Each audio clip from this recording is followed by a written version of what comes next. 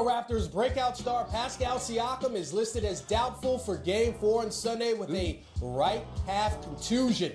25-year-old says he isn't sure how he got hurt. He's been huge for the Raptors in this year, playoffs, but in particular in this series. Siakam is averaging 23 points per game on 54% from the field. The Raptors will surely miss him if he can't play the first of two games on Sunday. Game 4 between Toronto and Philly tips off at 3:30. The Nuggets and Blazers will take the court less than 48 hours after their epic 4-overtime game last night. It was just the second quadruple overtime game in NBA playoff history. Let's take a look back at a game for the ages. Just have so much respect and admiration for how hard these men have played from the opening tip. And our first overtime game of the 2019 NBA playoffs. Stay locked in and talk. Here we go. Denver with a 2-point lead in possession. Torrey Craig stole away. Lillard. Shot clock is off. Lillard takes it himself and blew the layup out to Aminu. Here's McCollum driving, and it finishes. And we're going to double overtime.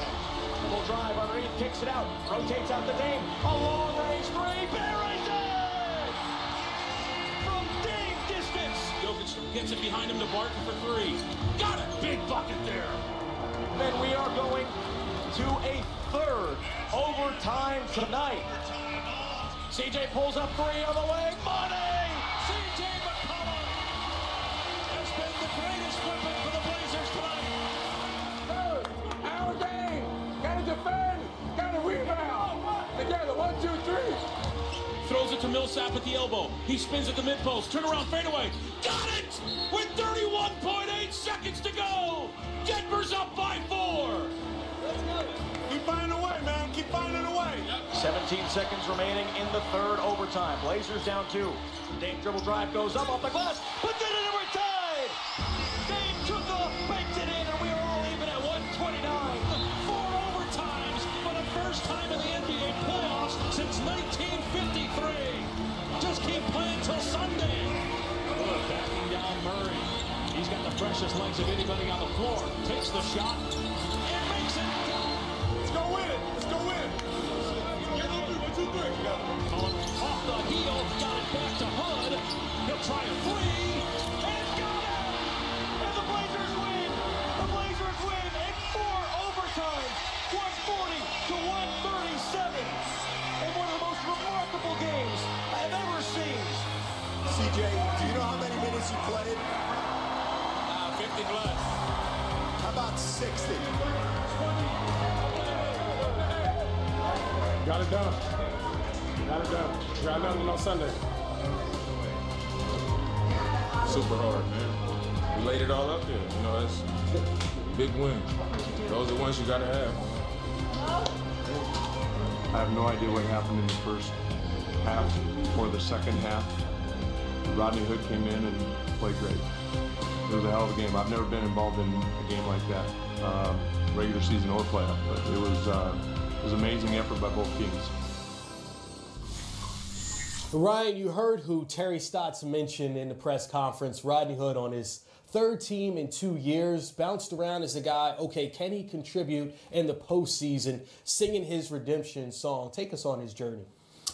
Yeah, Chris, Rodney Hood's a guy who really struggled in the playoffs a year ago for Cleveland on the biggest stage. You remember that controversy where he may not have wanted to go into a playoff game, and that got a lot of attention in last year's playoffs.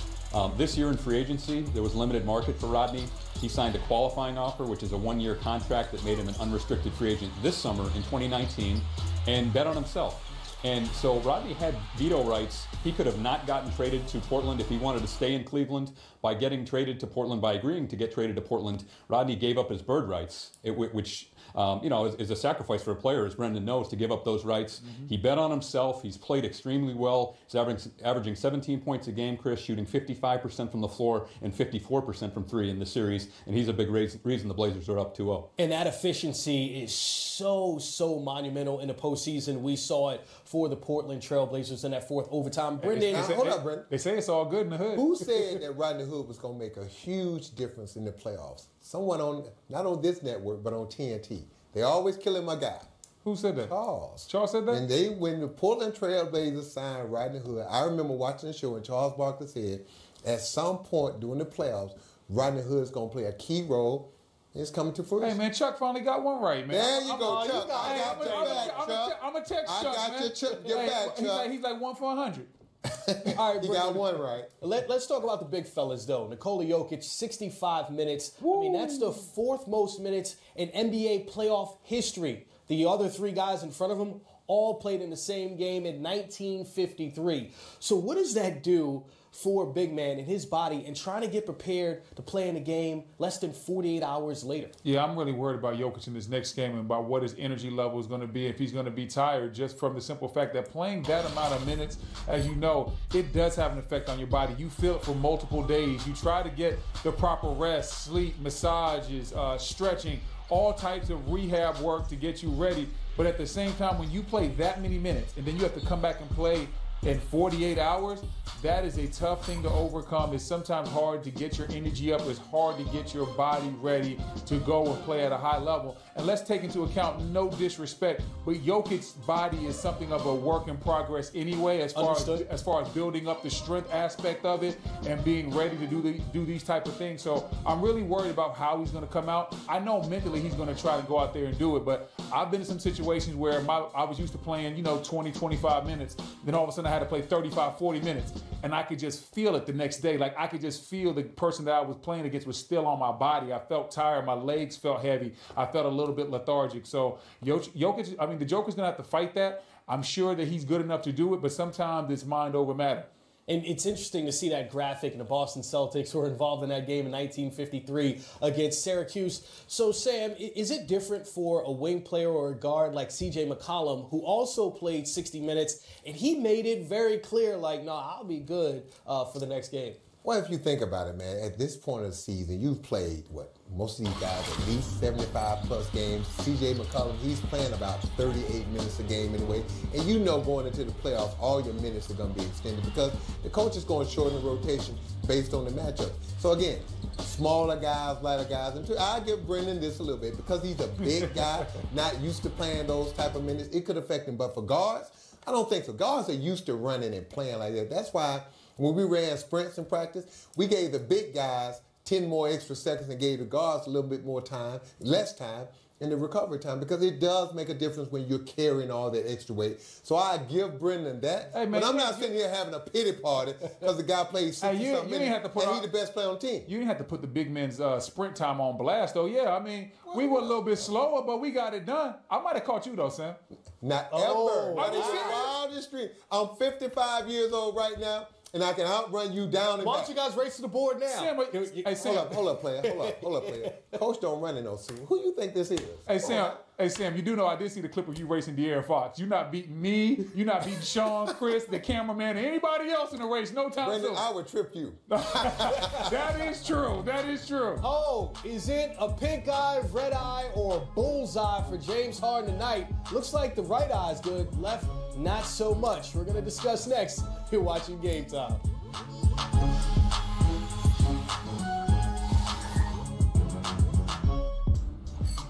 Well, the numbers are down across the board in the playoffs for the reigning MVP. Will he have a breakout performance in Game 4 against the Golden State Warriors? Let's check in with the bearded one.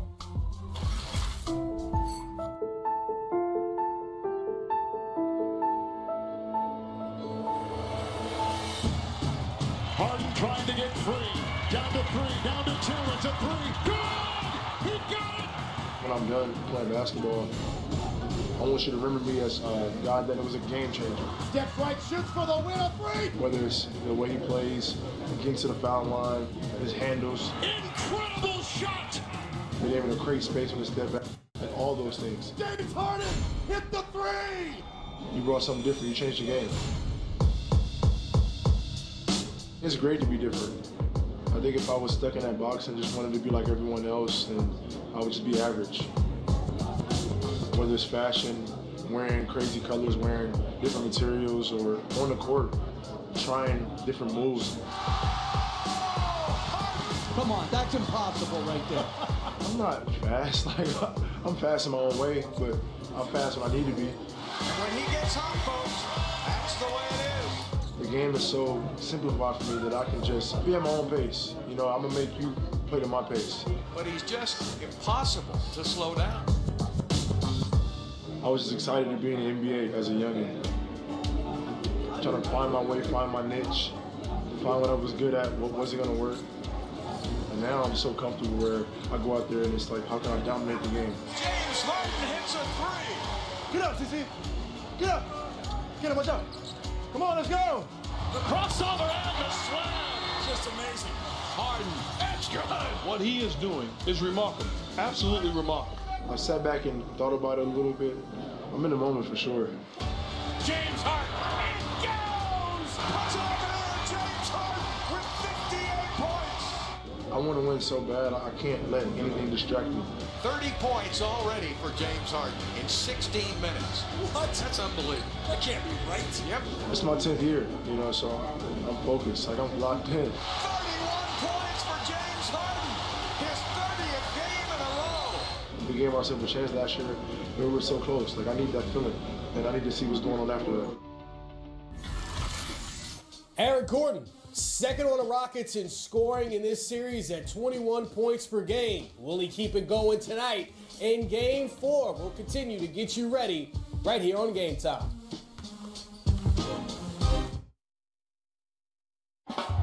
Stats down in this series as compared to his season averages, averaging about 7 points less, 5 rebounds less. Will he make the hometown crowd happy in Game 4 tonight and step up against the Golden State Warriors? His head coach, Mike D'Antoni, certainly hoping so. Let's listen to him. Coach, how much of a priority is starting fast after falling behind by 9 in the first 2? I mean, you make it a priority, but if we'd win the game and start slow, I'll take that. You know, you don't know until it's over. I mean, obviously, we want to start fast. We want to do the second quarter great. We want to come out at halftime great. I mean, so you try to cover all your bases, but you can't tell how a game's going. Game's got a lot of ups and downs, and, you know, if we start slow, you can't go, oh, that's it, we're done. You know, you just got to keep playing.